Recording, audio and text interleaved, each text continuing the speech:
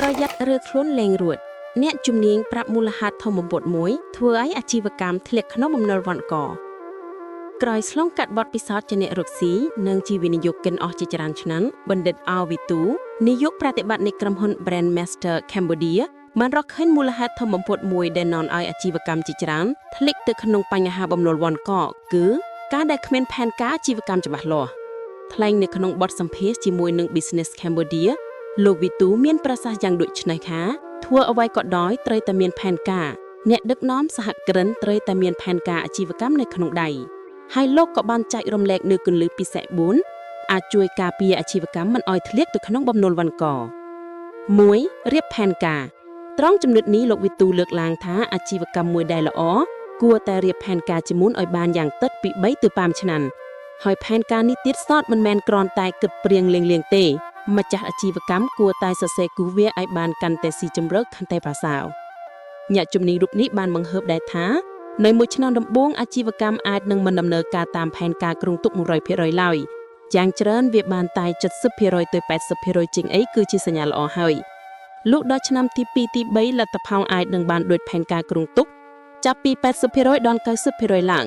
នៅពេលដែលលទ្ធផលបានមកមិនសូវខុសពីផែនការគ្រោងទុកអាជីវកម្មក៏មិនសូវមានហានិភ័យវាអាចជួយកាត់បន្ថយបញ្ហាចាយលុយលើកឬការខ្វះលុយរុញប្រតិបត្តិការអាជីវកម្មឲ្យទៅមុខដែលជាហេតុនាំឲ្យជាប់បំណុលធនាគារច្រើនខាតចាប្រាក់មឿង 2. តាមដានសុខភាពហិរញ្ញវត្ថុ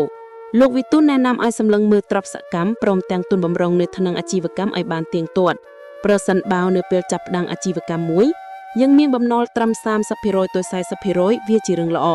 ហើយពេលដំណើរការបាន 4 ទៅ 5 ឆ្នាំបំណុលធ្លាក់ចុះមកសល់ត្រឹម 10% ជាសញ្ញាកាន់តែល្អករណីនេះគឺសម្រាប់អាជីវកម្មដដែលប៉ុន្តែបើអំឡុងពេលនោះយើងពង្រីកមុខរបរបន្ថែមលក្ខខណ្ឌបំណុលអាចនឹងកើនយ៉ាងណាមិញលោកវីទូបានសង្កត់ធ្ងន់ថាឲ្យតែយើងច្បាស់ថាអាជីវកម្មដែលចង់ពង្រីកមិនថាទី2ទី3ទី4អាចបង្កើតប្រាក់ចំណូលកាន់តែច្រើនយើងមិនខ្លាចអីនឹងបង្កើនបំណុលទេ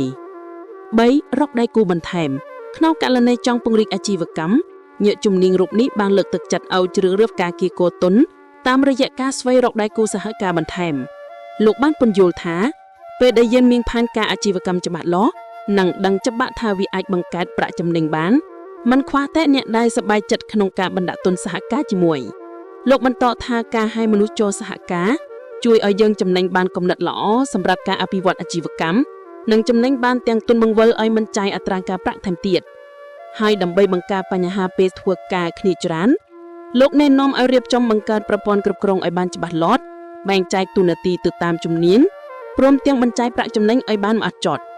4. ពិនិត្យមើលការចាយវាយត្រង់ចំណុចនេះលោកវីទូបានលើកឡើងដោយផ្ដោតសំខាន់ទៅលើការចំណាយលើការធ្វើទីផ្សារលោកថាម្ចាស់អាជីវកម្មខ្លះចាយលុយខុសមិនចំគោលដៅចេះលុយលើការដាក់ផ្សាយពាណិជ្ជកម្មអស់លុយមួយកណោតែមិនសូវបានផលនេះគឺដោយសារតែមិនចេះពីវិធីដាក់ឲ្យចំអតិថិជនគោលដៅលោកពន្យល់ដោយលើកជាឧទាហរណ៍ថាក្រុមហ៊ុន Microsoft ពេលធ្វើទីផ្សារដំបូង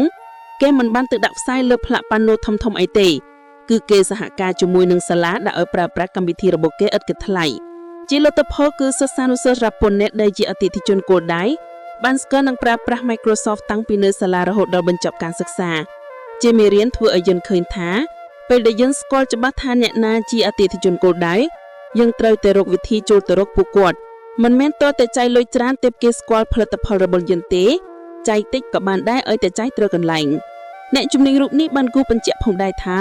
អាជីវកម្មមួយពិបាកនឹងរីកចម្រើនទៅមុខបើអ្នកដឹកនាំមិនមានផែនការច្បាស់លាស់និងស៊ីជម្រៅហើយលោកបានផ្ដាំបន្ថែមទៀតថាបើចង់ដេញរកស៊ីចូលសិក្សាពីយុវជនមិនមែនមនុស្សចាស់ទេព្រោះតែមានតែយុវជនទេដែលជាអតិថិជនគោលដៅរបស់អ្នកបានយូរអង្វែងនិងមិនចេះរីងស្ងួតបើអ្នកអាចបំពេញតម្រូវការរបស់ពួកគាត់បានអ្នកនឹងជោគជ័យហើយ